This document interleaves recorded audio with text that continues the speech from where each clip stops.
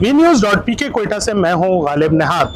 बलूचिस्तान और सिंध हुकूमत ने दोनों सूबों के दरमियान पानी से मुतल्लिक तकसीम के हवाले से मामलात तय कर लिए हैं। दरअसल चंद रोज़ कबल वज़ीर आला बलूचिस्तान मीर सरफराज बुगटी की हिदायत पर सूबाई वज़ीर आपाशी ने एक वफ्द के हमरा हुकूमत सिंध के नुमाइंदगान से कराची में मुलाकात की। इस मुलाकात में दोनों सूबों के दरमियान नहरी पानी के तकसीम से मुतल्लिक अहम गुफ्तगू-शुनीद हुई। इस गुफ्तगू-शुनीद में कहा गया कि जो बलूचिस्तान का ग्रीन बेल्ट है उसमें पानी की शदीद किल्लत का सामना है बलूचिस्तान को, जिसकी वजह से जो इलाका है वो मुकम्मल जो है वो खुशहाली से दो चार है, जिस पर हुकूमत सिंध और बलूचिस्तान के दरमियान जो है वो अहम मुज़ाकरात तकरीबन 4 घंटे तक चले। इस नशिस्त में हुकूमत बलूचिस्तान ने यह मौक़िफ़ इख्तियार किया कि 1971 के एक्ट के मुताबिक जो मुआहदा हुआ था उसके मुताबिक तकरीबन पट फीडर कैनाल से 6700 क्यूसिक जबकि खीरथर कैनाल से 2400 क्यूसिक पानी फराहम किया जाना था।